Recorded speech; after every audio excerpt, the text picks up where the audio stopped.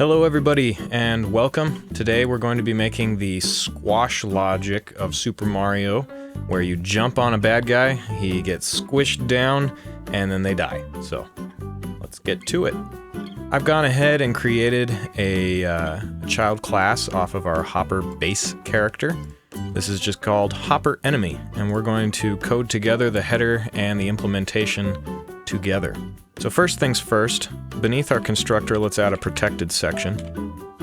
And in this protected section, we're going to need a new component, a scene component specifically. So put the macro, visible anywhere, category, components. And what we want is a point at the top of the character that is the squash point. So we want to jump on a little point so our enemy knows that we've jumped on it. And that will trigger how the squash happens. It'll make sense in a second. So go ahead and make a T-object pointer of the scene component to a squash point. In the implementation, do your basic Unreal stuff, create a default sub-object of the U scene component, call it squash point. This squash point, we want to set up the attachment to the root component, and we want to set the relative location just a little up so that it's sitting at kind of the head of our sprite. Now the first thing that we want to do is put together some logic to detect if it was a squashing hit. So when our player jumps on the bad guy, we need to know, was that a squashing hit, and that will then trigger the whole squash logic. So under protected, we're going to make a pure blueprint. So a U function called blueprint pure. It's a bool, and we call it is squashing hit. We want to pass in the impact point, and we're also going to want to use an error tolerance. Set this to 50 by default, and it's a const function. If the in-impact point, that vector, equals squash point, get the component location in world space, within our error tolerance, we will return true. Otherwise, we'll return false. Now, I've played around with this and I found the error tolerance of 50 is about what you want. So because this scene component is just this tiny little minuscule point in space, we're never going to actually hit that perfectly when we jump on a bad guy. When Mario jumps, if you ever played Super Mario 64, there's kind of anything that goes with the head area is what triggers the squash of the Goombas and the bad guys. So we need to have an error tolerance of kind of an area around our minuscule, impossibly small perfect point, so that we kind of trigger it. And if it's too large, then if you bump into the bad guy, it'll trigger this. And if it's too small, you'll never hit it. So I found 50 to be about right. A pure blueprint doesn't require any execution. It'll just deliver us a bool when we pass in the impact point and the error tolerance, and we'll know if it's true or false, and that is how we can trigger a switch or a gate. An if statement, if you will. The next thing we want to write is the actual squash. And this is going to be a blueprint callable node, so void squash. And here we want to pass in a time till destroy, which 1 second by default. This is going to be how long it will wait until we kill off our bad guy. When Mario squashes somebody, there's kind of like they squish down and then they pause and then they poof or disappear or whatever. Whatever you want to do, but we want to be able to control that, so pass it as a parameter. Make the definition. And we're going to start coding this now. So first we want to get the capsule component. And what's the first thing we want to do when we jump on the guy and we're squashing him? Well, we want to set the collision enable to E collision. We can pass enable log no collision so that you can't hit him again. Squashed. And we can pass a little log. Now we also need to disable our AI. So first we would check if our controller is valid. Now we also need to disable. And then we want to cast that first we would check if to an AI controller. And then we want to cast that. And if our AI controller is valid, then we want to AI controller stop movement and AI controller get brain component stop logic and pass in an F string the reason AI has been squashed. We also are going to need to include. We also are going to need to .h up here for that. Include. There's AI one more thing we need to do, and that is in our build.cs. There's one more thing we need to add, and that is in our private dependency module name. You need to AI module in order to be able, in order for this to build properly. AI module. You can put it in private dependency because we are writing it in the implementation, the .cpp. We don't need it in the header. So that's the difference between public and private dependency. This is for headers, and this is for implementation. So that will stop the AI from executing its random movement or whatever that you've written it to do. Next, we want to actually do the squash, make it look like it's squashed. So we're going to make an F vector called new scale, and we're going to set this to get sprite get relative scale 3D. So it's initialized to that. Now the new scale, take the Z and we want to divide itself by 2 and return that value. So we're just cutting the Z scale down by 2 so it looks like it got squished. And we want to get the sprite, set the relative scale 3D to new scale, then get sprite, add local offset. Because he's being squished towards the center of the sprite, it'll look like he's floating in the air, so we want to move him down a little bit. So get sprite, add local offset of an F vector 0, 0, and then down 55 in the Z-axis.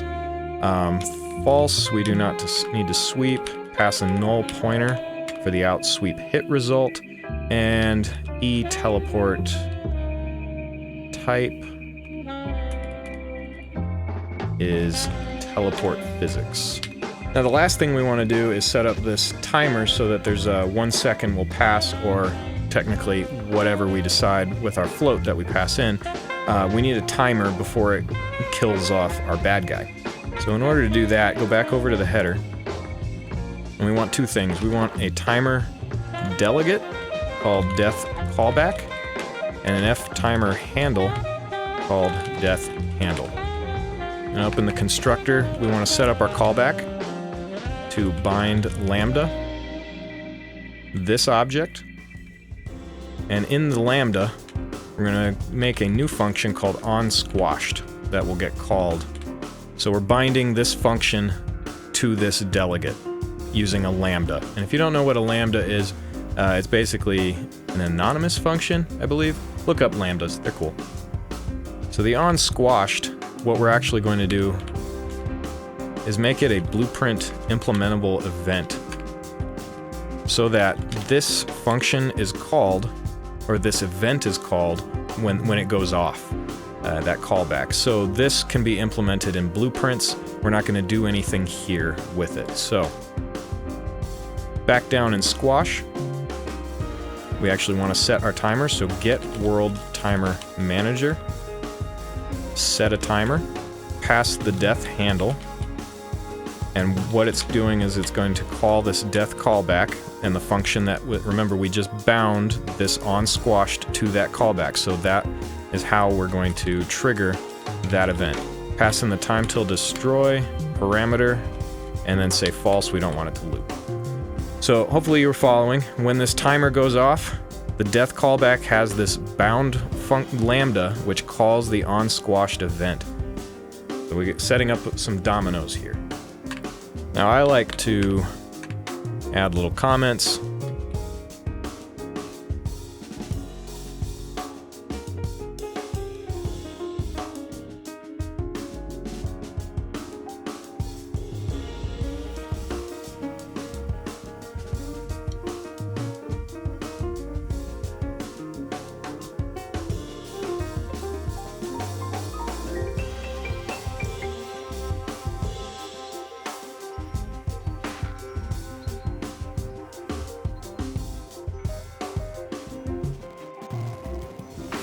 Okay, there's some good comments for our functions. Oh, we need one more thing. Brain component.h, because we're using the brain component here. I made a mistake. Make sure this is AI controller right here, and then everything should come together properly. All right, here you can see I've made some bad guys. These are my my Goombas, or rather my doofuses, as I've called them. And these doofuses, if I hit play, as you can see, they run around. I've given them little AI. So my doofuses just kind of move around. So we're gonna squash them. Okay, so here's my doofus enemy. I've got a begin play, and it just runs a simple AI behavior tree. We want to get capsule component hit. From here, what we want to do is get our is squashing hit. There's our pure blueprint. And we can pass in the hit. Go ahead and break that. And what we want is the impact point. Pass that impact point into our squashing hit. That's going to check, was it a squashing hit within our default tolerance of 50. Make a branch. And if it's true, we want to take the other actor, cast to our player character. Make sure that this is whatever player character you're using. I'm using my C++ version. If you're using the pure blueprint version, make sure you're using that. Now when Mario jumps on a Goomba, what happens? Well, he gets launched a little bit. So we're going to launch our character, and we're going to just add an impulse of 400. Finally, we want to call our squash function. And there's our time till destroy, set to a default of 1. Let's find our event on squashed. And this is called, as we set it up, after that timer runs out. And so what do we want to do? Well, we want to destroy actor. But what's the fun in just popping out of existence? Not much. So we're going to add one little special thing. Now, if you're in Unreal Engine 5, so we have the Niagara system, so go to Effects, Niagara system, do a new system from template, and you can pick Simple Explosion, hit Finish, name it something. I already had in pop. You open that. It has these arrows that pop out. Just disable that upward mesh burst. Save and close it. Look for spawn system at location. Put it between. And the location, get actor location. And just pass it right there. Select our in-pop, compile, and save. Now, if you've done everything correctly, if we run up to one of our doofuses, boop, pop. There you go. There's your little Mario bursting and squashing logic. Boop. That's all there is to it. Now, this is just one way to do it. Maybe there's some other ways that you can come up with, but that's it for now. I'll make a video on how to do this all in just blueprints next time. Later.